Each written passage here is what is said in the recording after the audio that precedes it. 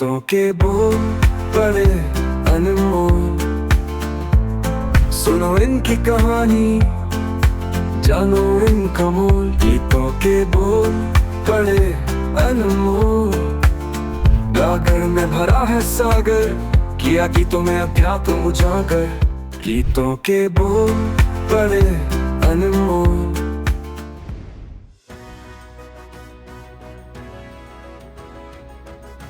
आप सबको मेरा प्रणाम और स्वागत है विशांति दर्शन के प्लेटफॉर्म पर।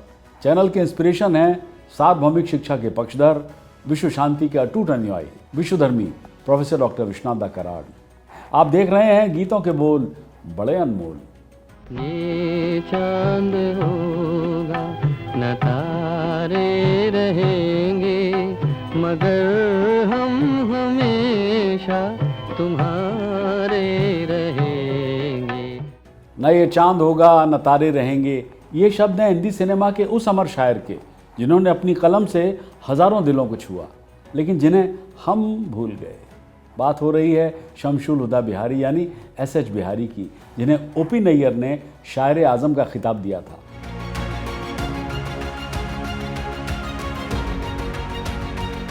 आज उनके जन्मदिन पर हम आपको ले चलते हैं उस सफ़र पर जो बिहार के एक छोटे से शहर से शुरू होकर बम्बई की फिल्मी दुनिया तक पहुंचा और जहां एक शायर ने अपनी कलम से राष्ट्र निर्माण में अमिट योगदान दिया।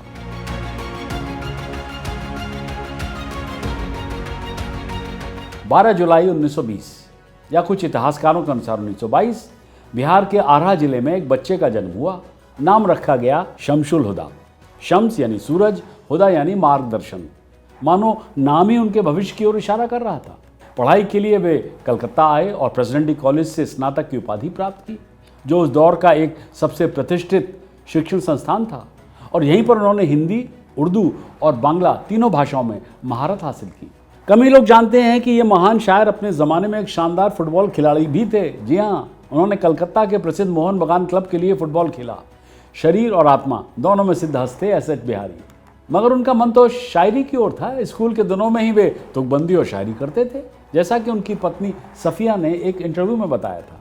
1947 का वर्ष, भारत आज़ाद हुआ और बिहारी ने अपनी किस्मत आजमाने के लिए बम्बई का रुख किया। एक चचेरे भाई पहले से ही बम्बई में थे। शुरुआत में उन्होंने एक रबर फैक्ट्री में नौकरी की, एक साधारण सी नौकरी, मगर उनका सपना असाधारण था।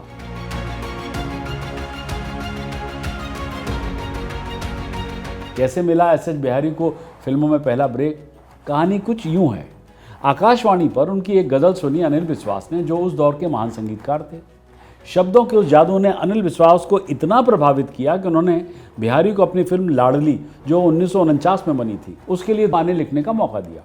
मैं एक छोटी सी चिंगारी मचलती हूँ, हवाओं में मचलती हूँ, हवाओं में हमारी हर अदा प्यारी, हमारी हर अदा न्यारी, मैं एक छोटी सी चिंगारी।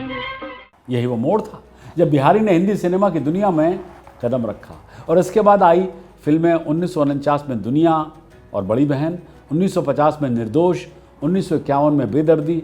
मगर सफलता अभी दूर थी। वे इन फिल्मों से बस एक ही दो गाने लिख पाए थे इनमें। ये वो दौर था जब बिहारी को आर्थिक तंगी का सामना भी करना पड़ रहा था। बसों में सफ़र करते हुए अक्सर बस के टिकट पर गाने के मुखड़ा लिख देते थे और घर लौटकर उसे अंतरा तक विकसित करते। कलम की दुनिया में रचते बसते उनके लिए रोजी रोटी कमाना आसान नहीं था। और फिर आया 1954 का साल। फिल्म थी शर्त। बिहारी उन दोनों फिल्मिस्तान स्टूडियो के चक्कर लगाते थे, प्रोड्यूसर एस मुखर्जी से मिलने की कोशिश में। हाथ में कोई काम नहीं, लेकिन उम्मीद ने कभी साथ नहीं छोड़ा। और फिर वो दिन आया जब बिहारी ने फिल्म शर्त के 9 गाने लिखे, जिनमें 2 अमर गीत थे, न ये चांद होगा न ये तारे रहेंगे और देखो वो चांद छुपके करता है क्या इशारे। हेमंत कुमार का संगीत और बिहारी के शब्द, ये जोड़ी कमाल कर गई। ये चांद होगा न तारे रहेंगे, मगर हम हमेशा तुम्हारे रहेंगे।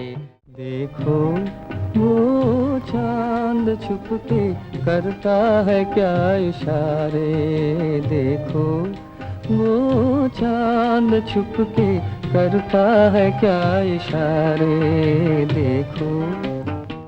शर्त बिहारी को रातों रात स्टार लिरिसिस्ट तो नहीं बना सकी, मगर हाँ, फिल्म इंडस्ट्री को उनकी काबिलियत का एहसास जरूर हो गया।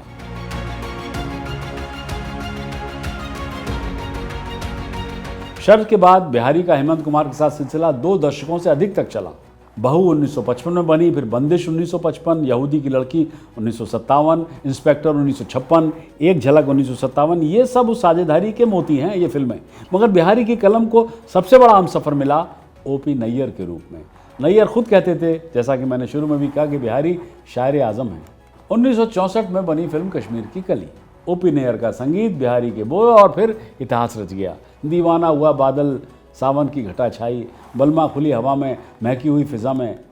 दीवाना हुआ बादल, सावन की घटा छाई, ये देख के दिल झूमा, ले प्यार ने अंगड़ाई, दीवाना हुआ बादल।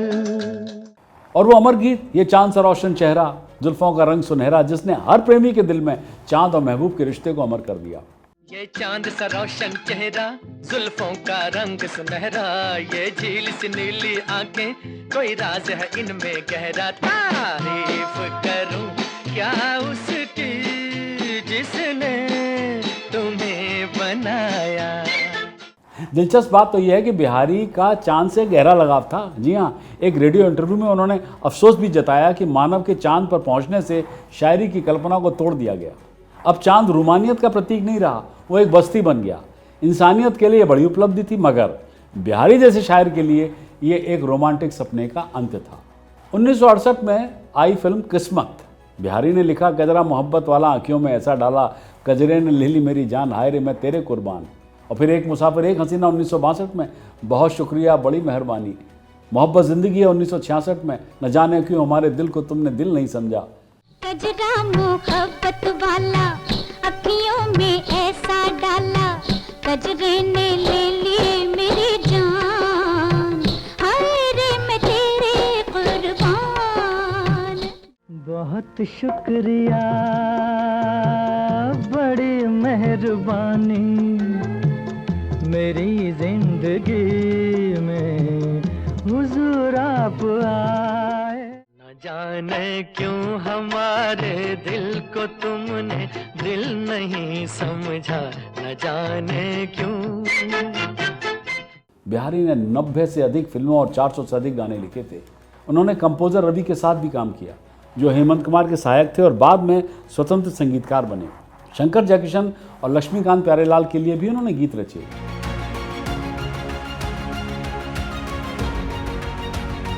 बिहारी को शकील बदायूं की तरह इनवेटरेट रोमांटिक कहा जाता है, मतलब पक्का रोमांटिक।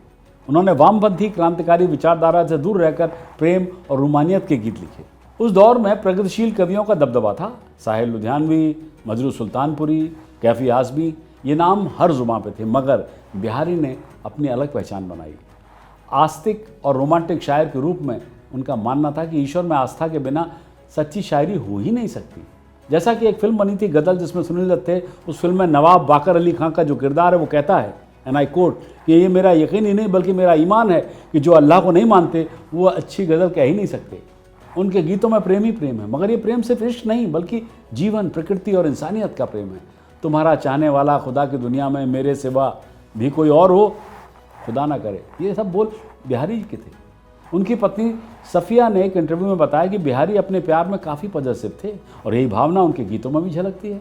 बिहारी सिर्फ फिल्मी गीतकार नहीं थे, देखा जाए तो एक सच्चे शायर थे। उन्होंने नजरुल इस्लाम की 16 बंगला रहस्यवादी कविताओं का उर्दू में अनुवाद भी किया। हालांकि ये अनुवाद आज उपलब्ध नहीं है। उनके गैर फिल्मी शेर भी कमाल के हैं, जैसे ये 2 शेर जो एक पुराने उर्दू अखबार में मिले। क्यों कर मैं अपनी नींद में खलल डालूं, क्यों कर मैं अपनी नींद में खलल डालूं, उनके आने तक ज़रा देर तक सो लूं।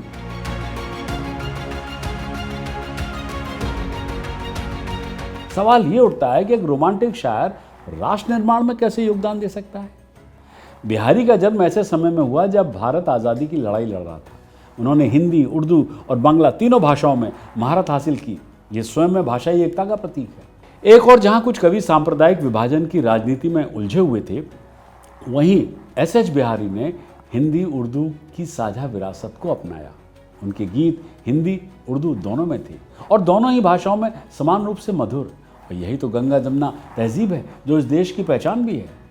बिहारी ने प्रेम और सौंदर्य के गीत लिखकर समाज को यह संदेश दिया कि हमारी असली पूंजी हमारी संस्कृति और सौहार्द है। उन्होंने कश्मीर की सुंदरता का गुणगान किया। कश्मीर की कली फिल्म से भारत के उस सबसे खूबसूरत हिस्से को सिनेमा के जरिए देश के कोने कोने तक पहुंचाने का काम किया। विविध भारती पर आज भी बिहारी के गीत बजते हैं। उनकी आवाज़ हर भारतीय के कानों में गूंजती है, चाहे कोई उनका नाम जानता हो या नहीं। और यही तो सच्चा राष्ट्र निर्माण है, सांस्कृतिक विरासत को जीवित रखना, भाषाओं को जोड़ना और प्रेम के जरिए समाज को एक सूत्र में पिरोना। और फिर आई 25 फरवरी 1987 की वो तारीख जब हृदयाघात से बिहारी ने इस दुनिया को अलविदा कह दिया। ये अपनी सारी ज़िंदगी आर्थिक संघर्षों से जूझते रहे, अपने बच्चों को भी खोया, मगर अपनी कलम से उन्होंने कभी समझौता नहीं किया। उनकी पैतृक हवेली झारखंड के मधुपुर में आज भी मौजूद है, जो शायर की याद दिलाती है जिसे हम भूल गए। आज उनके जन्मदिन पर आइए हम शमशूर हुदा बिहारी को याद करें, न सिर्फ एक गीतकार के रूप में बल्कि एक सांस्कृतिक सेतु के रूप में, जिन्होंने हिंदी उर्दू बांग्ला की साझा विरासत को सिनेमा के जरिए जीवंत रखा। आज चांद हैं, तारे हैं और बिहारी के शब्द हैं। उनकी कलम आज भी हर मोहब्बत, हर चांदनी रात और हर प्रेम की कहानी में जिंदा है। ये चांद होगा न तारे रहेंगे, मगर हम हमेशा तुम्हारे रहेंगे। शायर आज़म को उनके जन्मदिन पर हमारी श्रद्धांजलि। शायरी ही उनकी पहचान है और शायरी अमर है। तो बस इन्हीं शब्दों के साथ मैं भी लेता हूँ आपसे विदा। सब्सक्राइब कीजिए, साझा कीजिए और देखते रहिए गीतों के बोल बड़े अनमोल, ओनली ऑन विश्व शांति दर्शन।